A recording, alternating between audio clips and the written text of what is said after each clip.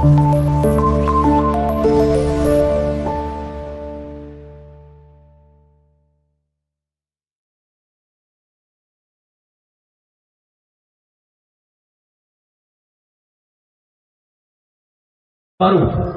Malaysia pada tahun 1308 Hijriah bertepatan pada tahun 1891 Masehi. Syekh Arifin meninggalkan negeri Malaysia bersama orang tuanya, datang pertama kali ke Indonesia, tepatnya di daerah Rambahan, hingga menetap di desa Teluk Majlis. Sejak kecil beliau diasuh oleh orang tua beliau dengan didikan agama yang sangat kuat. Kemudian beliau melanjutkan pengajian beliau, menuntut ilmu ke daerah Palembang, tepatnya di Morogan, di Muara Ogan. Yang guru beliau itu terkenal dengan Kiai Morogan, yang namanya Kiai Mas Agus Abdul Hamid bin Mahmud. Itu nama guru beliau. Sangat lama beliau bermukim bersama dengan Tuan Syekh Mas Agus tersebut. Mas Agus ini atau Kiai Morogan ini tidak sembarangan orang. Setahu saya kekeramatan beliau yang pernah saya baca, beliau bisa berjalan di atas air. Dan lagi kekeramatan Kiai Morogan bisa menghidupkan ikan yang sudah mati. Itu kekeramatan Kiai Morogan. Itu guru beliau. Wah, biasa ya. Kalau sudah guru seperti itu, insya Allah anak murid juga seperti itu. Paling tidak kurang-kurang sedikit lah dari beliau itu. Karena pepatah mengatakan, kalau guru kencing berdiri, anak murid ngencingi guru. Kalau gurunya alim, insya Allah anak muridnya alim. Maka kita dalam memilih guru, lihat dari ujung kaki sampai ke ujung rambutnya. Ulama dunia atau ulama akhirah. Beliau tidak sembarangan. Nanti saya ceritakan sedikit tentang kekerabatan beliau. Kata-kata manaqib itu berarti riwayat hidup seseorang.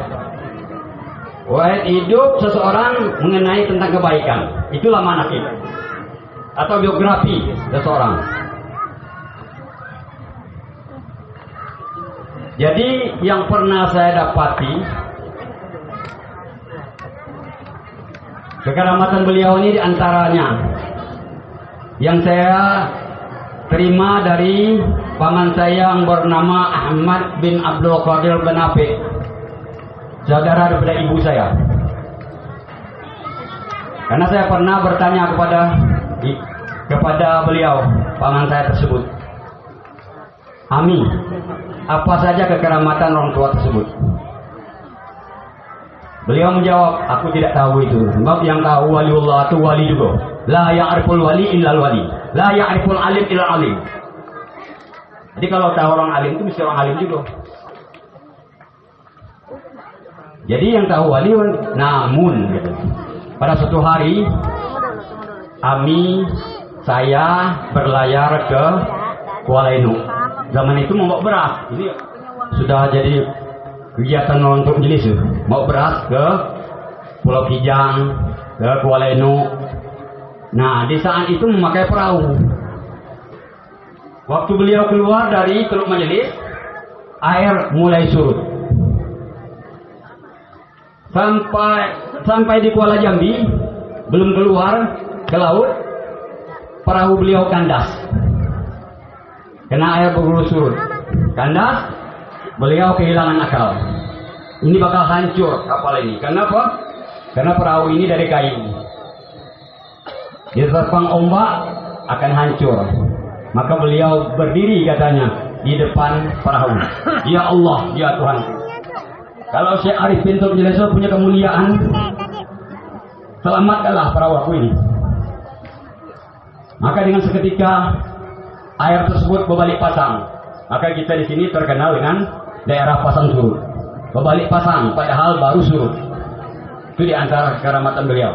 Kalau amalnya kau terima, ya Allah, dia orang soleh, kau selamat. Dia terjadi al-wali wali. Nah, ini di antara kekeramatan beliau. Kemudian Yang saya terima riwayat daripada ibu saya sendiri. Karena saudara saya yang paling tua yang bernama Muhammad, almarhum sudah sekarang ini. Ibu saya ingin melahirkan Muhammad ini sangat sulit. Sehingga ibu saya bernazar kepada Allah. Kalau lancar, kalau selamat aku melahirkan, maka aku akan membaca manaqib Abdul Qadir Al-Jailani. Maka ditakdirkan Allah lancar. Biasanya gitu ini kalau sudah berjanji, kalau sudah sampai hajat itu galak lupa janji. Lupalah ibu saya ini tadi sampai 3 bulan. Ibu saya ini namanya Petum bin Abdul Qadir Banapik, suku Banapik juga ya. Karena masih ada darah dagingnya ya, sebelah ibu ya, sama tuan saya ini. Jadi sampai 3 bulan dipanggil oleh tuan saya ini, Petum, sini sebentar kau ada utang katanya. Orang sini manggilnya Pak Unggal karena dia anak tunggal. Rasul-rasulnya Pak Unggal saya ada pun ada hubungan dagang dengan seseorang. Kapan saya punya utang? Ingat katanya. Sewaktu kau mau melahirkan Muhammad, apa yang kau ucapkan?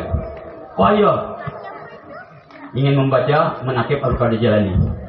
Nah sekarang aku bacakan supaya terbayar hutangmu. Kasapnya sudah mulai muncul. Padahal jauh tempatnya. Ya. Nah, begitulah di antara keramatan Tuan saya Arifin tadi. Kemudian yang saya terima juga beliau ini karena cintanya kepada Rasulullah SAW, hampir setiap malam beliau membaca Barzanji. Barzanji isinya salawat kepada Nabi SAW, dan beliau sangat cinta kepada Nabi. Setiap beliau selesai daripada marhaban, beliau membuka jendela. Dikira jam 12 malam atau jam 1 malam, beliau berseru, ya Rasulullah, aku cintanya dengan engkau ya Rasulullah, hadirlah engkau sekarang ini. Nah, itulah kelaziman daripada beliau ini. Dan beliau sangat banyak bangun malam yang tidak perlu kita ceritakan lagi. Beliau ini bersifat warak, bersifat zuhud. Kalau warak sekedar memelihara daripada yang haram. Kalau zuhud mengambil sekedar keperluan. Kalau gitu ini jalan duit banyak untuk pagi, untuk tahun depan dan sebagainya. Kalau beliau ini mencari rezeki untuk hari inilah, besok cari lagi. Itulah orang ya zuhud, tinggi makamnya daripada warak. Beliau ini orang zahid, arif billah wa zahid. Karena beliau ini sudah sampai ke tingkat yang keempat dalam agama. Dalam agama ini ada 4 tingkat. Pertamanya syariat, yang keduanya tarekat, yang ketiganya hakikat, yang keempatnya ma'rifat. Beliau ini sudah sampai ke tingkat ma'rifat. Wajar kalau kita sebut beliau ini arif billah. Setelah saya dengar ya riwayat daripada guru saya Al-Mukarram Imam Yahya, yang tidak asing lagi di daerah untuk menjadi seni, bahkan di seluruh daerah pantai. Kewaraan beliau, kebenaran beliau ini tidak pernah berbohong. Ibaratnya kalau orang membawakan hadis mutawatir. Itulah Imam Yahya. Siapa tidak kenal Imam Yahya? Saya yakin semua kenal. Itu guru saya juga. Beliau banyak bercerita kepada saya tentang keistimewaan Tuan saya tersebut ini. Bang Anjang, kami manggil sini Bang Anjang. Aponian kelebihan Tuan saya Arifin itu, yang sepengetahuan Bang Anjang, yang aku tahu hanya 2 katanya. 2 sama dia tahu. Pertama, Jepang mau masuk Jambi ini, seminggu sebelum Jepang masuk Jambi, beliau menceritakannya itu kepada masyarakat yang ada di Tok Jelis itu. Jepang ini bakal masuk Jambi seminggu lagi. Di mana tahu Tuan Syekh? Aku bermimpi tangan Sayyidina Ali terikat dengan rantai di atas kuda. Pas 1 minggu Jepang masuk. Nah, ini kasatnya beliau ya. Pemberitahuan dari Allah semua itu. Yang kemuliaan beliau. Begitu juga di saat Jepang mau pulang, seminggu sebelum Jepang mau pulang, beliau mengatakan Jepang mau baliklah. Negaranya Nagasaki dan Hiroshima, kota Nagasaki dan Hiroshima akan dibom Amerika. Jepangnya akan pulang ke sana. Meninggalkan Jambi 1 minggu lagi. Di mana tahu? Tuan Syekh, aku bermimpi tangan yang sudah dirantai pas kembali. Maka seminggu setelah itu memang Jepang pulang. Nagasaki dan Hiroshima dibom oleh sekutu. Nah, itu diantara keramatnya. Itu setahu saya katanya. Dan yang paling istimewa daripada kekeramatan beliau ini, beliau didatangi oleh Rasulullah sebanyak 7 kali. Turek sohe saya dengar daripada Imam Yahya sambil menangis beliau mengatakan, mudah-mudahan baik kata dia. Kita dapat semangatnya, sebab kita berguru sama beliau katanya. Nah, itulah keistimewaan. 7 kali didatangi Rasulullah. Tidak ada perguruan tinggi di dunia ini yang untuk dapat disebutkan Rasulullah. Itu sudah orang yang istimewa di mata Allah. Beliau 7 kali didatangi Rasulullah. Wajar kalau beliau setiap kali membaca maulid, di saat telah marhaban, beliau berseru, ya Rasulullah, aku rindumu kepadamu. Aku cinta kepadamu, dah hadirlah ya Rasulullah. Itu hampir setiap malam. Wajar kalau Rasulullah datang. Ini yang perlu kita contoh. Ya. Karena orang-orang yang aulia ini, para wali, itu orang yang tidak merasa gentar dan takut. Hidup tidak khawatir susah, tidak khawatir melarat, tidak merasa susah, tidak merasa khawatir.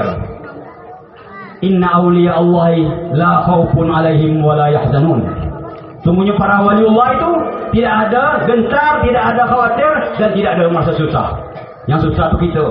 Ya. Nah, beliau ini sudah luar biasa, ya, keyakinannya. 6 kali beliau didatangi Rasulullah ini, didatangi, saya juga bertanya panjang lebar lagi. Apa datangi secara hidup-hidup, wallahu alam, atau mimpi? Karena para nabi dan para rasul itu tidak ada mati. Jangankan nabi, para aulia juga tidak ada mati. Itu berarti yang menakib ambil kada jalani. Para aulia itu kata dia tidak mati, hanya berpindah dari satu negeri ke negeri lain. Berpindah dari negeri yang panah ini menuju negeri yang kekal. Walaupun kenyataan di mata kita mereka itu mati, padahal tidak mati. Apalagi Rasul, apalagi Nabi besar Muhammad SAW. Barangkali ya beliau mendatangi Tuan Syekh ini dalam keadaan ya hidup-hidup. Saya tidak bertanya panjang lebar. Walhasilnya 6 kali sudah didatangi Rasulullah. Sebab setiap kali didatangi Rasulullah, beliau setiap salat subuh memanggil para jemaahnya karena beliau menjadi imam gitu. Setelah selesai, mari kalian bersalaman dengan saya, karena saya baru selesai berpelukan dengan Rasulullah. Panas badan Rasulullah masih ada di badan saya. Bukan itu cara ngomong ini Rasulullah. Yang ngomongin ke sembarangan orang ya. Nah, ini ke-6 kalinya katanya. Kalau sekali lagi Rasulullah datang, maka aku pun akan berpulang ke rahmatullah. Itu kata beliau. Memang setahun sudah itu barulah kedatangan Rasul ya. Kedatangan Rasul, maka beliau pun wafat sesuai apa yang 2-3 bulan setelah dia mengucapkan dia bertemu Rasul, datang Rasul, maka beliau pun berpulang ke rahmatullah. Itulah riwayat yang paling luar biasa. Dan lagi dulu di Jambi ini ada terkenal dengan ulama besar namanya Hokmul Abdul Somad. Lebih tua daripada Hokmul Ja'far. Di Jambi itu ada jalan Kiai Haji Ja'far, Kiai Haji Abdul Somad. Abdul Somad itu ulama yang paling tertua di Jambi. Dan setiap orang yang mengajar di provinsi Jambi harus dapat izin daripada Hokmul Abdul Somad. Kalau tidak ditangkap Belanda. Karena Belanda ya yakin kehebatan Abdul Somad. Pada suatu hari ada perdebatan antara Abdul Somad dengan Syekh Arifin ini tadi. Sehingga Abdul Somad mengucapkan, aku tidak nyangka katanya. Kalau bahasa Jambi tidak menyangka ya. Ada di Kuala Jambi ini ayam jago. Itulah yang diucapkan Abdul Somad. Itu yang kita terima daripada Imam Yahya. Inilah keistimewaan beliau ini. Luar biasa ya. Ya, kita hadir pada hari ini insya Allah kita mendapat cucu rahmat, memperingati, menyebut nama para wali. Zikrul aulia tanzilur rahmat, itu kata Allah, kata Nabi bersama-sama. Mengingat atau menyebut nama para aulia, Allah turunkan beberapa rahmatnya. Insya Allah kita mendapat rahmat Allah pada hari ini, karena kita menyebut atau mengingat seorang aulia Allah. Kita jangan membenci para aulia. Man adali waliyan faqad adantuhu bil harbi. Kata Nabi, barang siapa memusuhi, barang siapa membenci waliku, kata Nabi, maka dia akan berhadapan sama aku, dia akan bermusuh sama aku, kata Allah dalam hadis qudsinya. Itulah ya cintaan kita dengan para wali. Insya Allah kita akan bersama dengan wali. Al-mar'u ma'aman ahabbah, kata Nabi, seseorang itu akan bersama dengan orang yang dicintai. Kalau kita mencintai para wali, kita mencintai Rasulullah, kita akan bersama Rasulullah, bersama dengan para wali Allah di dalam surganya Allah SWT. Saya cukup sekian dulu. Itulah 10 menit daripada manaqib Tuan Syekh Arif Billah ini yang dapat saya sampaikan, karena mengingat kita belum sempat membukukannya. Insya Allah ke depan saya akan tulis, dan mohon kepada kita semua masukan-masukan tentang kekeramatan beliau ini. Kami akan menerima ya. Yang penting benar-benar sohe ya, jangan sembarang-sembarangan. Ini bukan cerita dongeng, ini cerita keistimewaan para aulia Allah yang harus kita sesuaikan dengan yang sebenarnya. Kurang lebih mohon maaf, wabillahi taufiq wal hidayah. Wassalamualaikum warahmatullahi taala wabarakatuh.